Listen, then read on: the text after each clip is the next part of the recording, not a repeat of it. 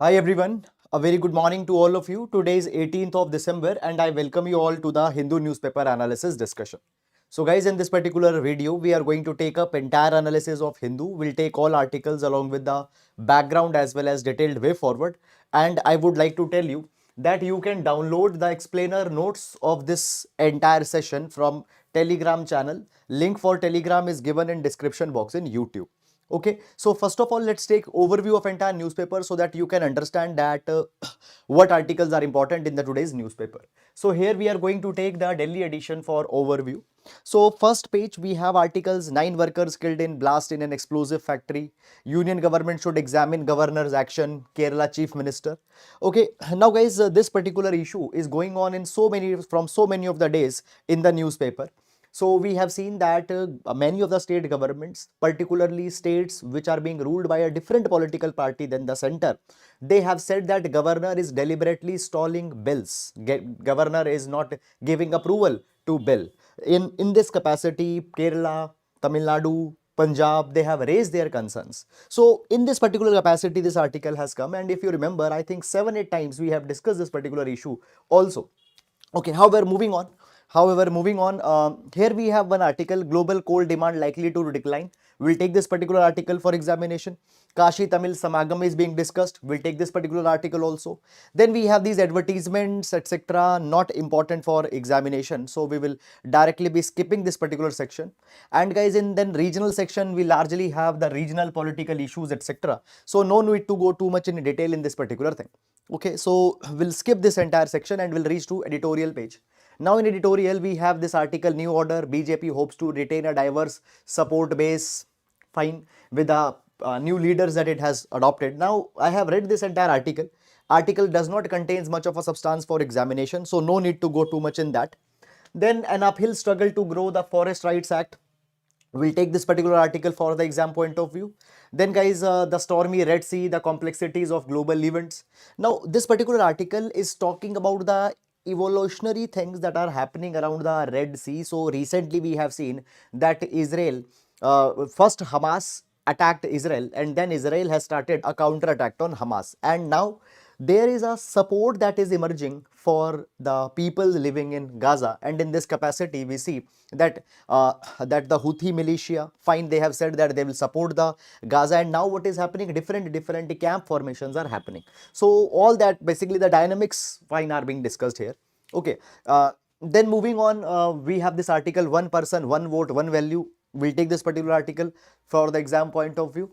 Then further moving on in text and context, we have this article on selecting election commissioners. We'll take this particular article also for examination. Then further moving on, what led to the coup in Sierra Leone. Then we have this article, an overview of the European Union's Artificial Intelligence Act. We'll take this particular article. Then further moving on, Bhutan to have massive green city. We'll take this particular article also for the exam point of view. Then further, parliament security breach is a serious issue. So this is in the context of recent incident where some people entered the parliament and which was called as a security breach. Okay. Now, however, for exam, you need not to go too much in detail in this particular article. Then further moving on in this particular capacity, here we have this particular article, indigenously built unit 4 at Kakrapar attains criticality. We'll take this particular article as what it is talking about.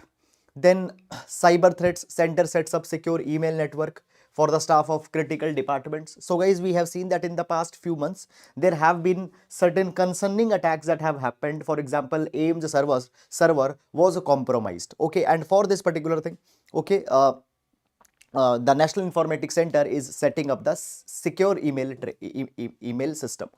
Then in world page, guys, we don't have largely important articles. We have largely the evolutionary details here. Then today is Monday. So on Monday, we don't have business page or economy page. Today, we have this money wise page, which contains investment, portfolio, management related advice and all such kind of things. Okay.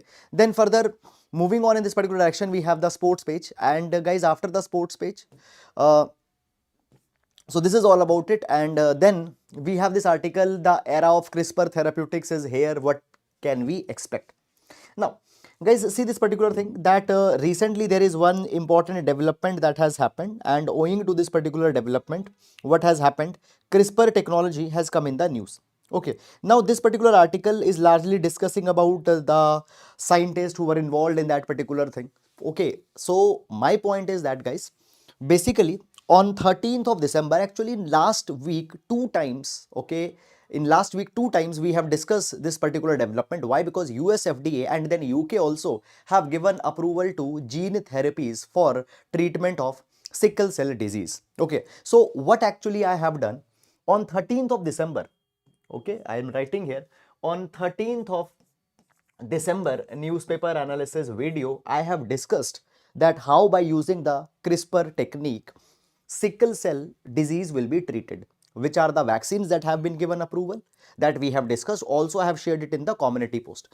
Now, this particular article is largely taking up the history of the CRISPR technology, that which scientists find what contribution they have given, etc. Fine, those kind of nitty-gritties are not important. So I will rather advise you that please watch this 13 December where I have discussed this entire issue specifically from exam point of view. Okay, so that is all, guys, about the overview, and now let's take all the relevant articles one by one in detail. Okay, and guys, one more thing, that in order to make synoptic notes that we give more interactive, more to the point and more focused, okay, we have tried to revamp the look and feel of synoptic notes. Okay, and here a lot of suggestions that have come. For example, sir, put the date on the top, and all such kind of a things we have implemented. Okay, the newspaper article cuttings is still there, which you can read if you want by zooming it out. Okay, zooming in. Okay, now moving on, guys, in this particular capacity. Okay, so let's take all these articles one by one in detail. So every class we start with the GS quotation, and the idea of this particular quotation is to give you some substance which you can use in your GS papers. So today we have come, so today we are going to use the quotation by Benjamin Franklin. So Benjamin Franklin says, an investment in knowledge always pays the best interest. An investment in knowledge always pays the best interest. And often what we do, we confuse the money that we are spending in education as an expenditure. No, that is never an expenditure, that is an investment, and that investment will give you many more times return.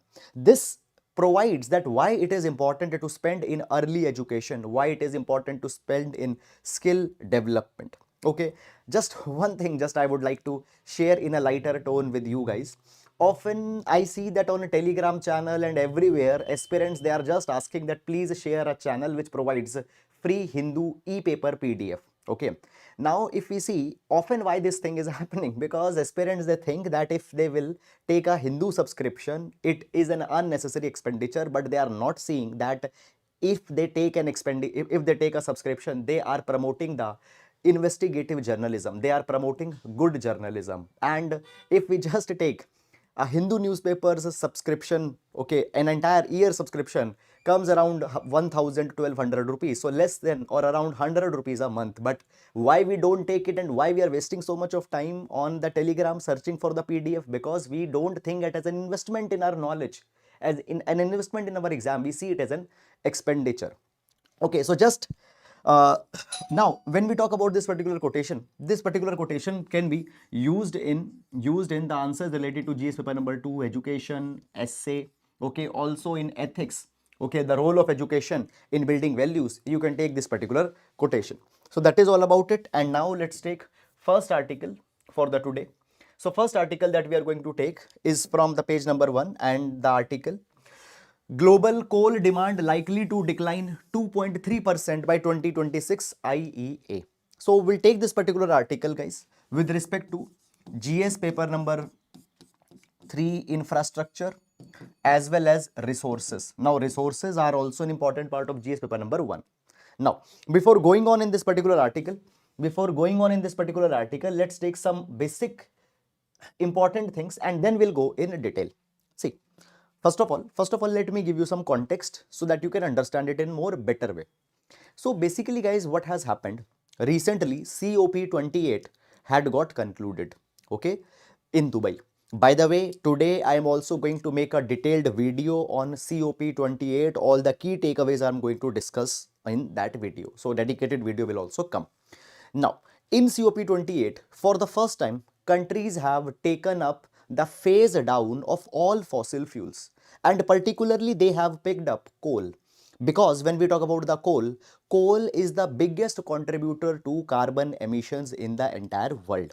And many developing countries such as India, China, Indonesia, they are in large capacity they are dependent on coal for making electricity. So basically what is happening, coal consumption every year is going up. So what will be the patterns of coal consumption? When it will go up, when it will decline, if it will decline, why it will decline, all these particular things have been discussed in this particular new report that has been released. Okay, so basically guys, what has happened, International Energy Agency IEA has released a report highlighting the patterns in the coal consumption. And what are the findings of this particular report? Let's see these findings one by one in detail. So basically, a report provides this particular thing that see, coal demand is going to increase till 2026. 23, 24, 25, coal demand is going to increase. But by 2026, what will happen? Coal demand will decline. Now guys, if I just tell you about the coal demands, understand this particular thing. Right now, China, India and Indonesia, these are the three largest producers of coal. Okay, they have huge, they are the largest producers of coal. Now why they are producing so much of the coal? Because they use that particular coal to make or to manufacture electricity. So what is happening in 2023? In 2023, the consumption of the coal by these three countries, China, India and Indonesia, it is going to increase. And because of that particular thing, we are going to see that in 2023 and probably in 2024 also, record coal consumption will be there in entire world. Now guys, you see this particular thing, that if we talk about Paris, Agreement of 2015, in Paris Agreement, we have taken this particular goal that we need to ensure that global temperature rise should not go beyond 2 degrees Celsius, and if possible, it should not go beyond 1.5 degrees Celsius. And for that, carbon emissions have to be declined. And it has been highlighted in recent COP28 also that emissions must decline by 95% between 2020 to 2050. And basically, COP28 had said that we should aim for 100% reduction. But coal, if it will not be reduced, then we cannot reach this particular thing. Now IEA says that in 23, coal consumption is going to peak. Fine, but by 2026, coal consumption will decline. Now why coal consumption will decline? So they say this particular thing, that decline will be there because of a shift that is happening towards renewable energy and plateauing demand of coal. Now see guys, anything's demand, any particular thing will go up, it will plateau and then it will come down. So coal's demand has already plateaued up and now we are focusing in renewable energy. And if we talk about India, India already has taken a target that 500 gigawatt of renewable energies will be deployed by 2030. In same capacity, China is moving forward towards renewable energy. So as renewable energies will go up, what will happen? Coal consumption will come down. Moreover, guys, understand this thing, that the IEA report also provides this particular thing, that for next 3 years, coal consumption will be high also because hydroelectricity potential will decline. Now, why hydroelectricity potential will decline? Understand this particular thing. So, guys, you might already be knowing about El Nino and La Nina. El Nino and La Nina. And we know this particular thing, that when El Nino year is there, India's monsoons or the monsoons over the Indian subcontinent, it gets declined. Now understand this thing, in hydropower, in hydroelectricity, what we do? We take advantage of the flowing river water. Okay, if river flow is good, if water in the river streams is good, we can make more hydroelectricity. But because of El Nino, rain will decline, and because of rain, river water levels will decline and it will impact the hydroelectricity generation potential. But we find this particular thing, that actually what will happen around 2026, La Nina will emerge. And when La Nina is opposite of El Nino, and during La Nina exceptionally good rainfalls are there, and because of that exceptionally good rainfalls, hydroelectricity potential will go up and China, India will make more electricity by hydroelectric. Therefore, basically by 2026, the coal consumption will come down. Moreover, guys, when we talk about the present pattern of coal demands, find this particular thing that even now, European Union, United States, they are now they are going to consume less coal. Now they are going to consume less coal. For example, the demand in European Union and United States is expected to drop. Coal demand by European Union will drop by 20%. Okay, fine. European Union, US, their coal demand is going to reduce by 20%. But when we talk about India, China, their demand is increasing. India will demand 8% more coal compared to last year. And in China, demand will increase by 5%. So by 23, 24, it will go up. By 26, it will decline. Okay, so we find that on the entire world level, we find this particular thing that on the entire world level, global coal demand, it will reduce by 2.3% by time 2026 will come. So guys, these are some of the dimensions that I will advise you that you should add in your answers when you are writing it. And also very important thing is that you should add reference that IEA report highlighted this, because these are the things which give authenticity to your answer. Now, moving on in this capacity to the next article, and one more thing I told you, you can download this entire explainer notes from our Telegram channel. Link for Telegram is given in description box in YouTube. So if you want, you can download it from there. Now, the next article that we have, an overview of European Union's Artificial Intelligence Act. Okay, so artificial intelligence. We'll see this particular article with respect to GS paper number 3, cyber technologies, their regulation, their implication, AI governance, etc. Now, if I just give you a context, understand this particular thing. Right now, guys, already India is hosting AI Summit. India is already hosting AI Artificial Intelligence Summit. And if you remember, last week we have discussed that in New Delhi it has got started. Around the world, AI governance, AI challenges, AI prospects, they are being debated. Okay, now when we talk about artificial intelligence, it is a black box. What is the meaning of black box? It means that we don't know that in which direction it will evolve, whether it will be beneficial, whether it will be harmful to humanity. So it is important that we need to regulate AI. And around the world, the different countries are figuring out that how they can regulate AI. And in this capacity, what has happened, and is this capacity what is happening? So European Union has come out with their Artificial Intelligence Act. Now what we are going to do, we are going to take an overview of Artificial Intelligence Act of European Union. We'll see what are the major features of the European Union's AI Act, and if a question comes that on what lines India should regulate AI, you can give reference from European Union's AI Act. Okay, so let's see this particular thing. Okay, now moving on. So when we talk about, guys, when we talk about European Union's AI Act, so we know this particular thing that there are deep fakes. What are deep fakes? Deep fakes are the doctored videos. Fine. So deep fakes, they are becoming more and more realistic because of AI. So when we talk about the usage of AI, what European Union has done? European Union has adopted risk-based approach. Now, what is this risk-based approach? Basically, they have divided the domains, they have divided the areas in different parts. For example, certain type of AI applications, they have no risk. Certain type of AI application, let's say, have no risk. Certain type of AI applications have moderate risk. And certain type of AI application, let's say, have high risk. Let me give you one example.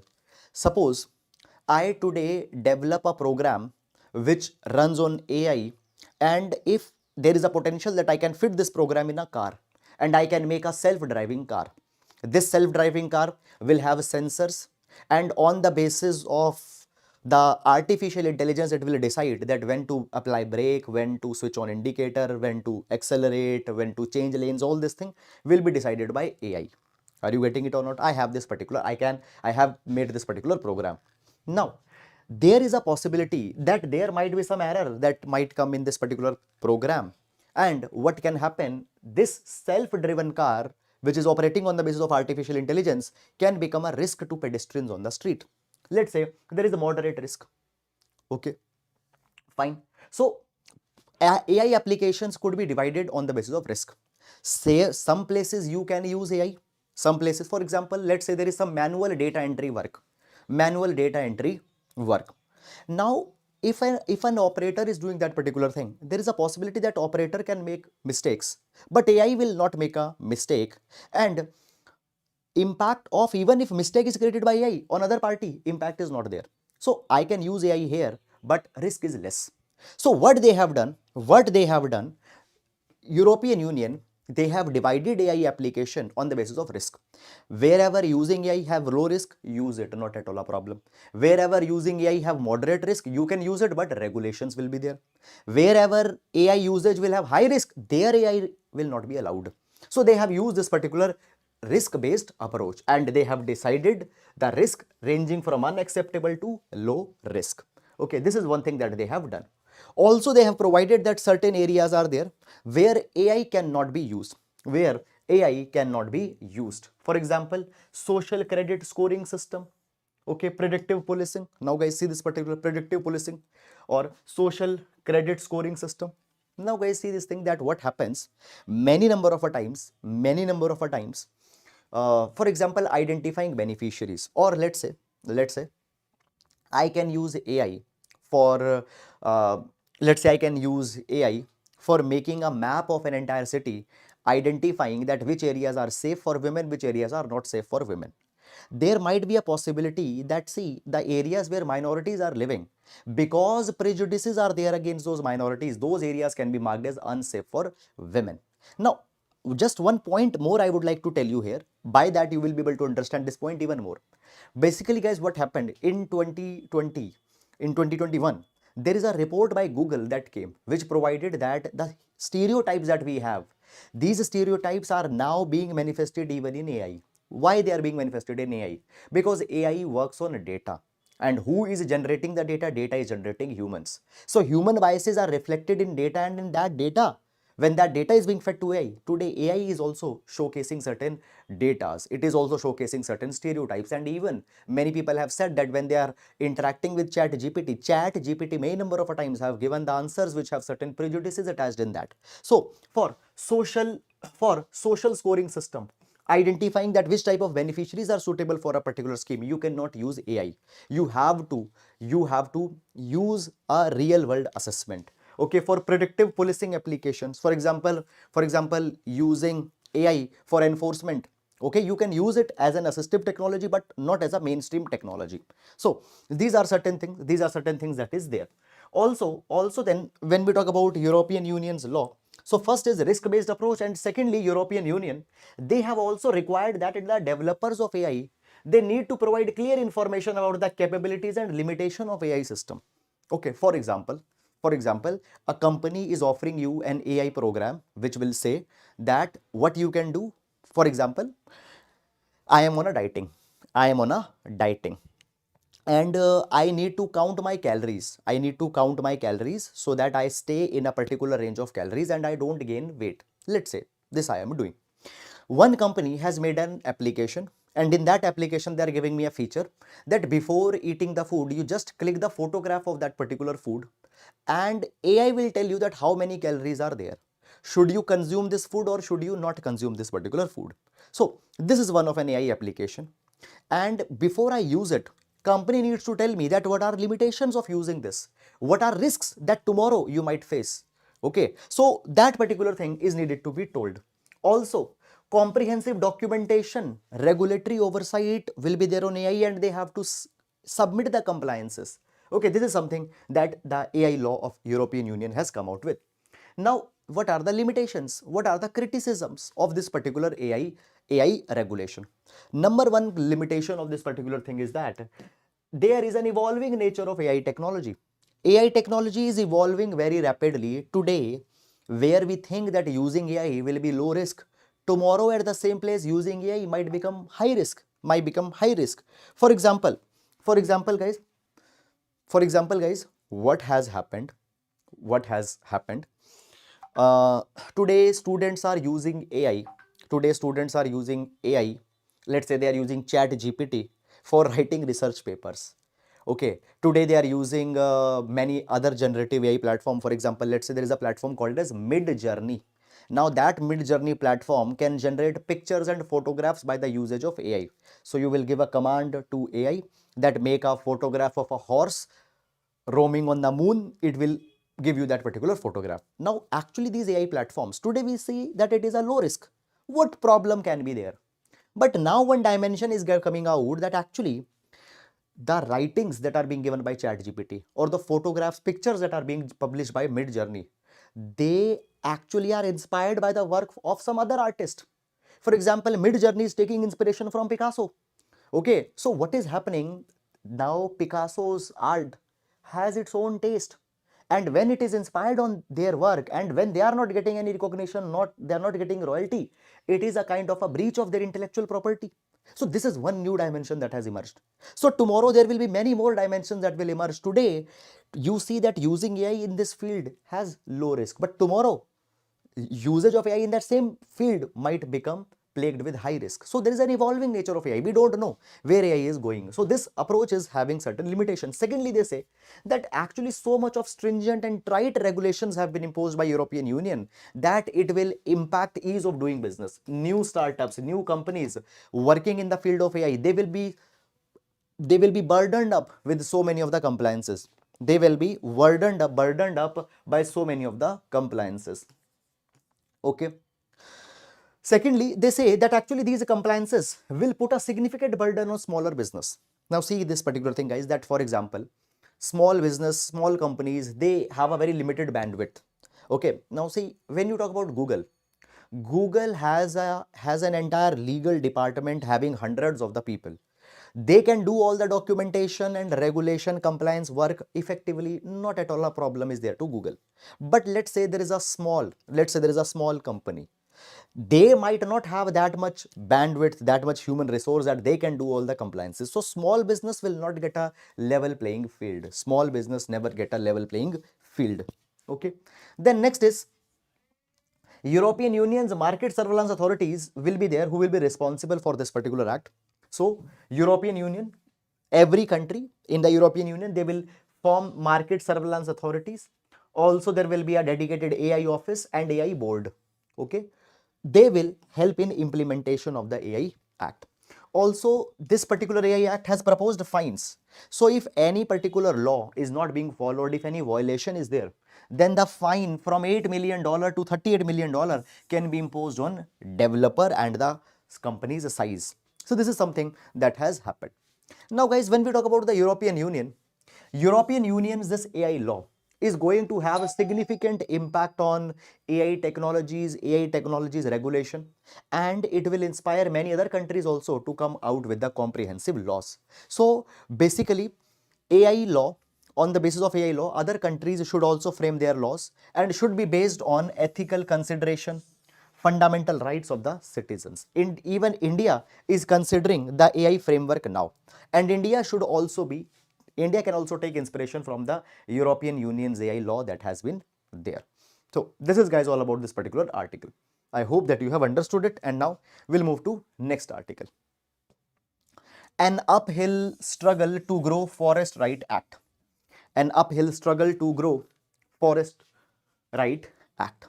We'll see this particular article with respect to GS paper number 2, social justice and related issues. Social justice and related issues, issues related to tribal and their welfare. Okay, let's take this article. Now, basically guys, Forest Right Act. Now this particular article is talking about the Forest Right Act, which has been called as the monumental law in India's socio-environmental legislation. Okay, and it puts an end to the struggles of the tribal people. Now let me give you some background first, and then we'll go in this particular article. Basically guys, Britishers, when they came to India, they saw forest not as the areas which are to be protected and are to be safeguarded, but they saw forest as as a gold mine of resources. They saw forest that they can be exploited for timber. They saw forest that they can be exploited for their valuable resources. Okay, and in that capacity, tribal people, Adivasi people living in forest, they were alienated from their own land. They were alienated from their own land. Forest was converted as a state property, and nobody was allowed to live in that state property, to use the resource of that state property without approval from the British government. Okay, tribal people, they were declared as encroachers. They were declared as illegal encroachers, and they were removed from their historical lands. This was something that happened during the time of Britishers. Now, when we talk about the British people's policy towards the forest, okay, and the treatment of tribal people, it was characterized by the philosophy of eminent domain. Eminent domain. Now, what is this eminent domain? Ruler always owns all the property. Ruler owns the property. British government owns the property, even the forest they own. And anybody encroaching that forest will be punished. So therefore, tribal people, they were removed from their forest. Okay. And what actually happened? Indian Forest Act of 1878. Indian Forest Act of 1878 that was created, it was based on the philosophy of eminent domain, that entire forest are the property of state. And Imperial Forest Department was created. And this Imperial Forest Department was based on this particular idea only, that the forests are the state property and nobody should be allowed. And because of this particular thing, what happened? Many things came which had a negative impact on tribal people. For example, shifting cultivation was banned. You know, shifting cultivation, people in the forest, they will cultivate a particular piece of land, and then will abandon it, will move to other piece of land, will cultivate that, and then again will move. Shifting cultivation, jhum cultivation, it was banned. Then surveys and settlement of agriculture land was carried, which was incomplete and biased in the favors of the state. Okay, surveys of the forest were done. Okay, and in those surveys of the forest, often what happened? Tribal people's rights on the land were ignored, and state was considered as the master of the forest. What happened? Villages in the forest, they were converted into the forest villages. So idea of the forest villages, concept of the forest villages was brought. Now, what is this concept of forest villages? So basically what will happen, now see this thing, understand very carefully. Adivasis, tribal people who are living in the forest, using the land, using the resources for their sustenance from hundreds of the years, Britishers will reach to them and will say that this land will give you on lease. Now if you see, this land has been there for centuries. They are using it for hundreds of the years. Now British say that no, this is not your land, this is our land. We will give you this land on lease, and in return you have to do labor for us. In return you have to do labor on us, you have to work on the plantations, something like this. Okay, so a bonded labor concept was created, and actually these people, they become the tenants. They became the tenants on their own land. Okay, so this is something that happened. Now guys, what actually happened? This thing happened during the time of Britishers, and post Britishers it was expected that all these things will be rectified. But the same thing continued even after the British also. What actually happened? Post independence, basically India came out with many laws which had good intentions. For example, Wildlife Protection Act came, Forest Conservation Act 1980 came. Okay, and these particular rights aim to protect the environment, wildlife, habitats, and all such kind of a thing. Now if you see, tribal and wildlife, they have lived together. Tribal and wildlife have lived together. Tribal and forest, they have always been together, but we have isolated them. We say that the tribal people, they threaten wildlife. So therefore, wherever the wildlife is there, tribal people are to be removed from that. This idea came. It was considered that, for example, shifting cultivation, jhum cultivation, it is environmentally damaging. So tribal people in the forest doing certain kind of activities, ban them. So under the purview of Wildlife Protection Act, under the purview of Forest Conservation Act, again, tribal people's rights were taken up. However, their lands were taken up. Okay, and Forest Right Act 2006 then finally came. Forest Right Act 2006 finally came. And this Forest Right Act 2006 has been an instrumental law, to reform. Okay, just a minute, guys. Has been an instrumental law to reform the tribal peoples and their relation with the forest. Now, when we talk about the Forest Right Act had brought a lot of good things.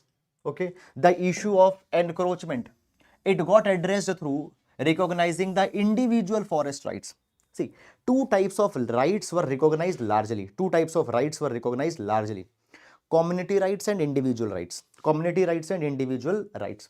Now, guys, when we talk about the community individual rights is the right of a person on their land. Maximum 4 hectare of land could be given to a person for their individual cultivation. Then there are community rights. For example, let's say a village in the forest, they have one pond which they have used for drinking water and for catching the fishes. Okay, for example, now this pond is not one person's property. This pond belongs to the entire tribe or entire village. So this is a community resource. So community rights on the community resources and individual rights on individual land were recognized in this Forest Right Act 2006. Forest villages, the concept of forest village that was brought during the British time, I explained you. These forest villages, they were converted into the revenue villages, and now government will provide them all the facilities, all the government schemes, etc. Okay, fine. Then next, issue of access and control is addressed by recognizing the right of village communities. Okay, so village, I told you, community rights. They were given, the village communities were given rights to access, to use forest and to sell the minor forest produces which are there in the forest. Okay, so all these things actually have happened. So in a way, democratic framework of governance, democratic way of living, where tribal people have rights, have control on their resources, were brought. Also, guys, what has happened? Community rights. Now, this very important point. Listen and understand very. Community rights over forest translates into the community having a say over the diversion of that land. Means, if a forest land, tribal land, is to be diverted and is to be given to some industrialist so that they can build a factory there, so that they can do some mining there. If such diversion of land has to be done, then it is mandatory that you have to take the approval from the Gram Sabha of the tribals. And Supreme Court reaffirmed this particular right in the Niamgiri case. Now, what it means, I'll explain you again in very simple terms. Fine. What does it means in the very simple terms? In simple terms means that if the forest land is to be taken up, if the forest land is to be diverted, tribal people, Gram Sabha's approval is to be taken. Only if they will approve, you can divert that. Otherwise, you cannot divert that. Okay. So this is something that has happened. Okay. Just a minute, guys.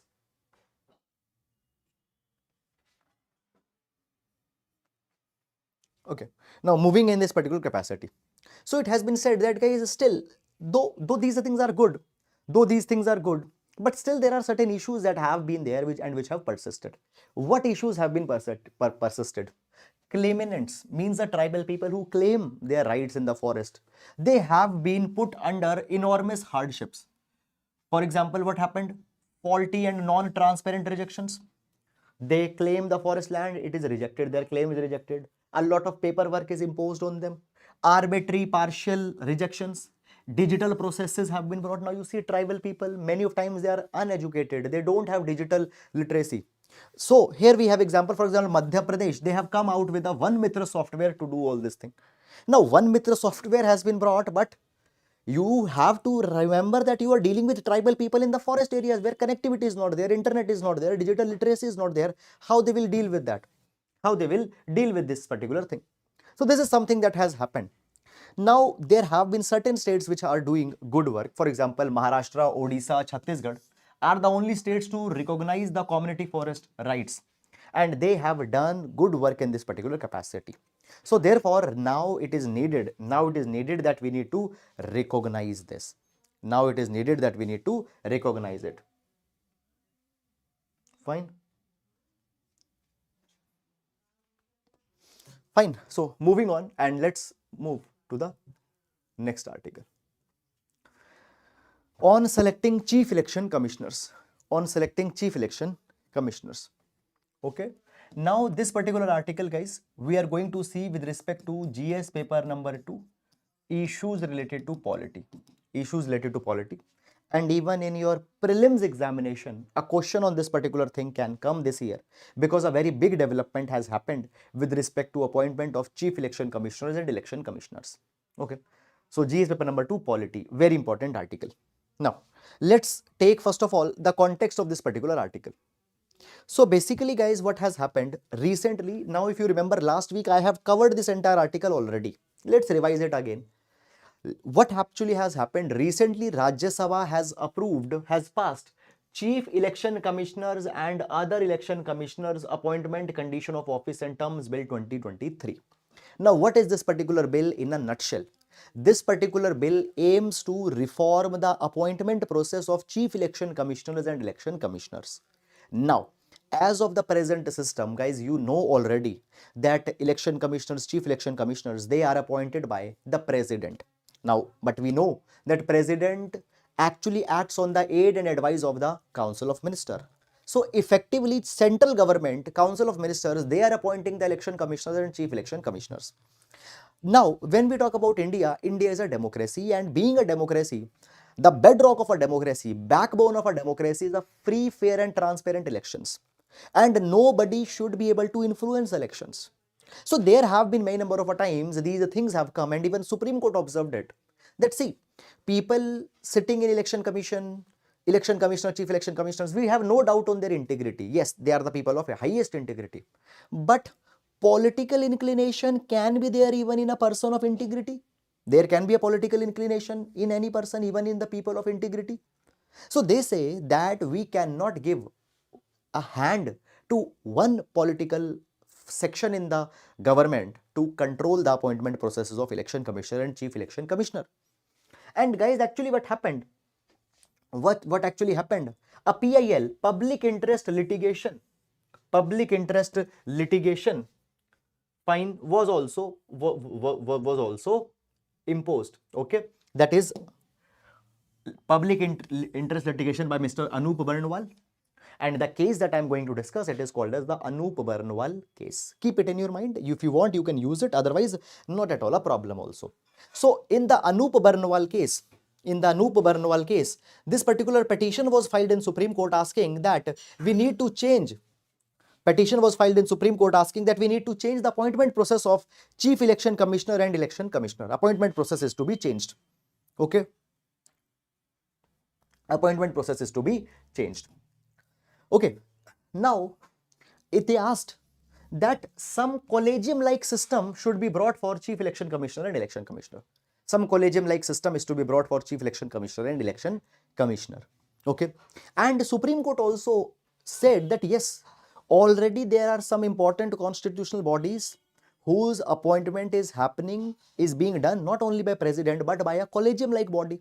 For example, members of the National and State Human Rights Commission, CBI, Information Commissioners, Lokpal, their members are being appointed in a more consultative process. So why not election commissioner?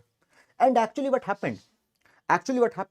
In the past also, if we see, many committees have been there which have recommended exactly the same thing. For example, Dinesh Goswami Committee on Electoral Reforms in 1990 and Law Commission in its 255th report on Electoral Reforms 2015. Keep this thing in your mind. So Law Commission as well as Dinesh Goswami Committee recommended that Election Commissioner and Chief Election Commissioner should be appointed by a collegium. And who should be there in that? So they say that a committee of Prime Minister, Chief Justice of India and Leader of Opposition, these three members, Prime Minister, CJ and Leader of Opposition, these three members, okay, and let's say if a recognized Leader of Opposition is not there, the Leader of the largest party in Lok Sabha. These three people should decide that who will be appointed as a CEC and EC. So Supreme Court, taking inspiration from that, Supreme Court also recommended that Chief Election Commissioner and Election Commissioner's appointment should be done by a committee and not by the President alone. And in that committee, they recommended that there will be three people. Who will be there in this committee? They say Prime Minister, Chief Justice of India and Leader of Opposition. Okay. And how Supreme Court did it? Supreme Court did it by using Article 142. Now, Article 142 gives exceptional powers to Supreme Court. By using Article 142 provides that Supreme Court can issue any order, can issue any decree to do the complete justice. And by using Article 142, this order was given. Now, in order to implement this Supreme Court's direction, this bill that we discussed has been brought. Okay, I hope that you got understood that why this particular bill brought. This bill came in order to implement whatever has been suggested, in order to implement whatever has been suggested. Okay, now as per this bill, some changes have come first of all. Now, the bill has not been passed in the same way as Supreme Court recommended. They have brought some changes. What are the changes? So they say that there will be two-step process. Number one, there will be a search committee. There will be a search committee. This search committee will be headed by the Minister of Law and Justice. And this search committee will shortlist the people who can be selected as CEC and EC. And it will shortlist 5 people. Out of this, selection committee will recommend them. Now, selection committee will consist Prime Minister, Leader of Opposition, and Union Cabinet Minister. Now, if you see, Supreme Court recommended this third member to be Chief Justice of India. And in this bill, rather than the Chief Justice of India, who they have brought? They have brought the Union Cabinet Minister. So if you see, in 3-member body, 2 members are from the ruling government. Prime Minister and the Union Cabinet Minister are from the ruling government. So point is that at the end of the day, it is being criticized that CJI you have dropped and in place you have brought a Union Cabinet Minister who will be inclined towards the ruling party. So this is being criticized, and it says that it is a deviation from the Anup Banwal case that we have just discussed. And if we see the global practices in South Africa, for example, the President of Constitutional Court, representatives of the Human Rights Court and Gender Equality, they are involved. And in UK, House of Commons approves that who will be Election Commissioner, and USA, the appointment is done by President and it is confirmed by the Senate. So multiple checks and balances are there. Multiple checks and balances are there in these countries, but in India, we have not done that effectively. So this is the criticism. Now, moving on in this particular article, okay, moving on in this particular article, one person, one vote, one value. One person, one vote, one value. Okay. Now, guys, this particular article is largely talking about the delimitation process. Okay. And in this capacity, so many articles have come in the past also, and we have discussed them also. Now, this article will see for GS paper number 2 polity. This article will take for GS paper number 2 polity. Okay. Now,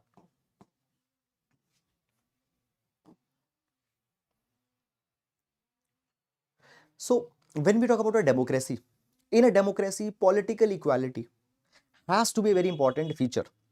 Now, when we talk about political equality means that everybody should have a kind of an equal voice in political decision making, in selecting the representatives. Okay, everybody should have equal powers, equal influence. That is the political equality. This is the reason that we celebrate democracy. Now, article says that according to the legal scholar Pamela S. Carlan, the right to vote can be diluted quantitatively and qualitatively by redrawing the boundaries of the constituency. Now, how this happens? This is something that we are going to read in this particular entire article. Now, basically, guys, what is quantitative dilution? Quantitative dilution, it will happen when the votes receive unequal weight due to variations in the constituency. Now, guys, you know this particular thing that now see this particular thing that when we talk about India, we have certain articles in order to ensure that no such political inequality comes. Let's discuss these articles first of all. We have Article 81 and Article 170 of the Constitution. And these articles state that the ratio of the population for the Lok Sabha and State Legislative Assembly constituencies shall be same as far as practicable. Now, guys, see this particular thing. Suppose this is area A and this is area B. This is area A and area B. Now, see, you already know that certain areas have more population, certain areas have less population. For example, guys, when we talk about, let's say, the region of Ladakh, or let's say when we talk about the hilly states, we know that population is scarce, the population is scarce there. Okay, in a lot of land area, few people are living. You go on some other states, for example, you go to UP, Bihar, you find that population density is much more there. A large number of people are living in the same piece of land. In a small area, large number of people are living. You go to Ladakh, very few people are living in large area. Okay, so population is not evenly distributed. Now see, if you divide constituency on the basis of area, let's me give you example. Suppose we have a concept, though we don't have it right now, but let's suppose we have a concept that a constituency will be 100 by 100 square kilometer.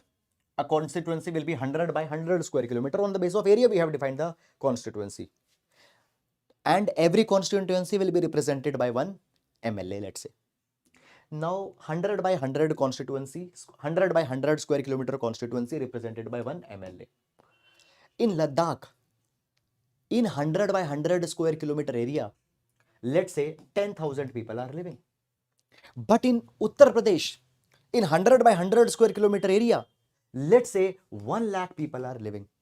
So an MLA here is representing only 10,000 people. An MLA here is representing 1 lakh people. So inequality has come. Also guys, we see this particular thing. Now, if you have followed the presidential elections, it was being discussed that what is the value of the each MLA, value of the vote of each MLA. And Uttar Pradesh's MLA had the highest value of vote, Why? Because large population that lives in Uttar Pradesh and large people that are being represented by people by the MLAs from Uttar Pradesh. So this is to be avoided as far as possible. Article 81 and 170 provides that every constituency, okay, or constituency should be created in such a way. Constituency should be created in such a way that they are having equal number of people. Okay. And Article 327 empowers the Parliament to make laws related to delimitation of constituency. And actually what Parliament does, Parliament creates a delimitation commission, which is headed by the retired Supreme Court judge. And they see that how the constituencies are to be divided, how they're to be created so that proportionality, equality is there.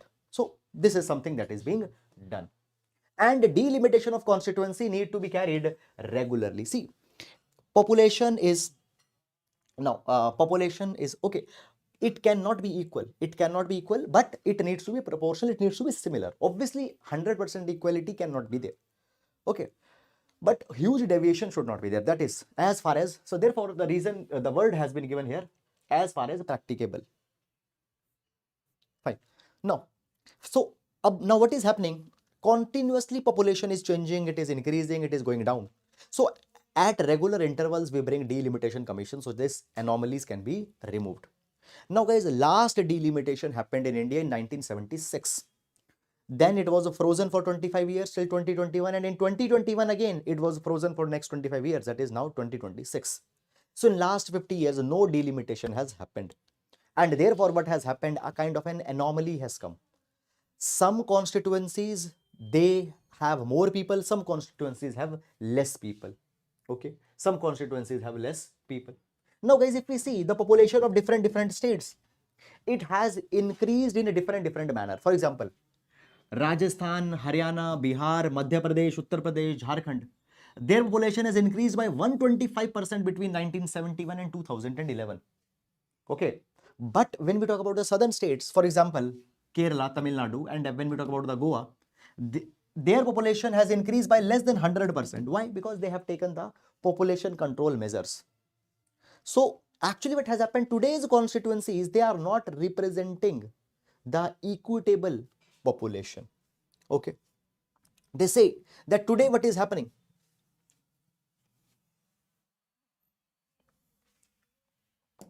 in the case of Uttar Pradesh, an MP, member of parliament, represents 2.53 million people.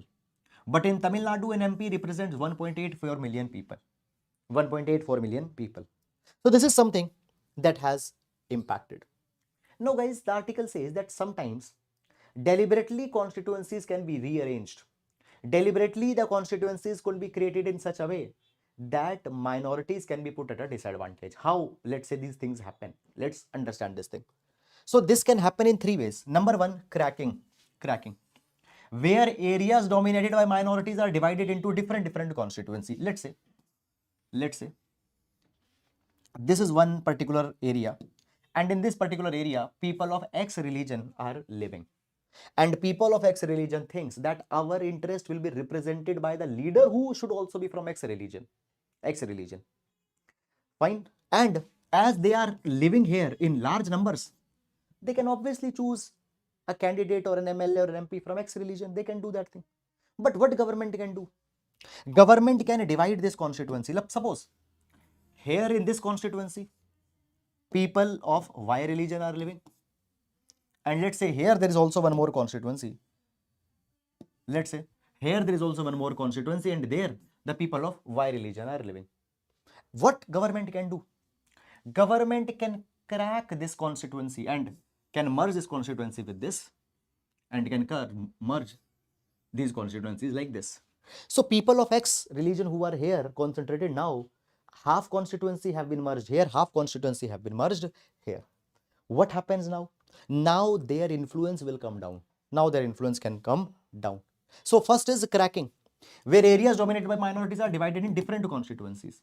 Okay. The second is stacking. Okay. Sorry. What will happen? What will happen in cracking? It will be divided. It will be divided. Stacking. What will happen? It is submerged within the constituencies where others are the majority. Okay. The earlier that I told, it is stacking. And then third is packing, where minorities are packed in few constituencies. Okay. Their minorities are packed in few constituencies, so that in only those constituencies they have dominance. Other constituencies the majority will dominate. Okay.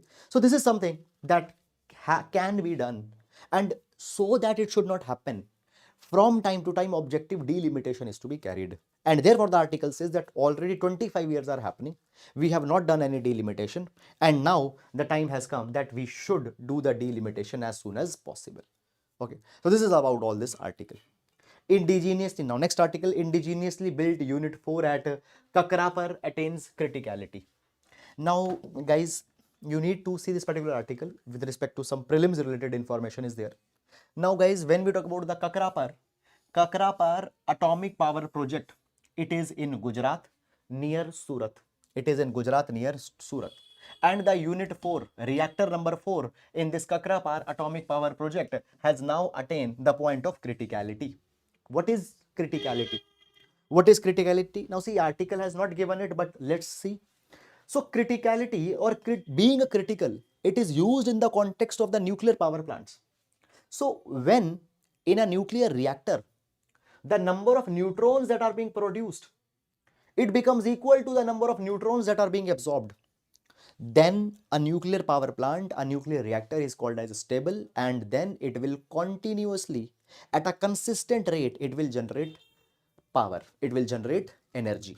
So when neutrons that are being produced equals to the neutrons that are being absorbed, at that point a nuclear power reactor is called as that it has attained the criticality. So the reactor number 4, unit 4, has attained criticality in the Kakrapar nuclear power plant in Gujarat. Now this unit is having 700 megawatt electricity capacity, and it happens to be the largest indigenous nuclear power reactor that has been built by NPCIL, that is Nuclear Power Corporation of India Limited, which is a PSU. Okay, so this is the highest capacity reactor that NPCIL has built, and it shows that India can now construct state-of-art nuclear power reactors, and it opens up the prospects for India to open up many more nuclear power plants. Now when we talk about this power plant, what it uses in terms of fuel? Okay, in terms of fuel, it uses natural uranium and uses heavy water as coolant and moderator.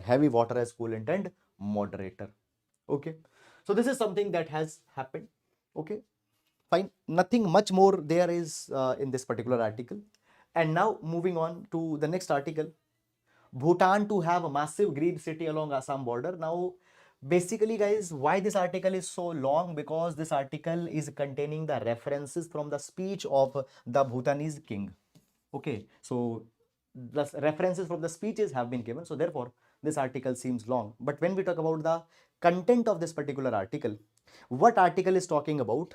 So article is talking about a new international city, a new international city that Bhutan is planning on around the borders with Assam, on the borders of Assam.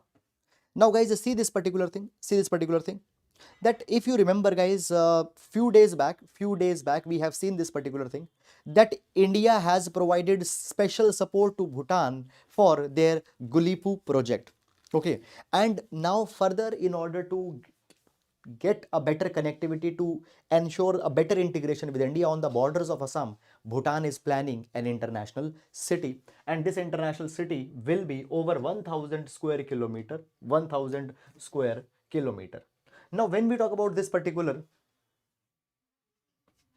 okay, now when we talk about this particular city, will be created as a mindfulness city, What is the mindfulness city?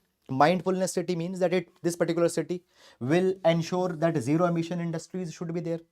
It will ensure that it will strengthen the tourism, ecotourism, wellness tourism. Okay, no negative carbon footprint of this particular city will be there. So this is something that has come.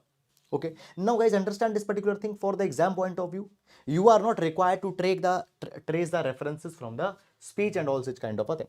Now this actually becomes an important point. Why it becomes an important point? Because when we talk about India, India has always followed the neighborhood first policy, and in the exercise of the neighborhood first policy, this happens to be a victory for India. And for this, Bhutan is going to cooperate even with the private players for this particular city. Okay, so that is all guys about this particular article. And with this, we come to an end to the today's session. Guys, I hope that you have liked this particular video. So that is all guys for today, and tomorrow we'll meet again with the newspaper analysis video. Guys, if you have liked the video, please do hit the like button, and please do leave your lovely comments. Thank you.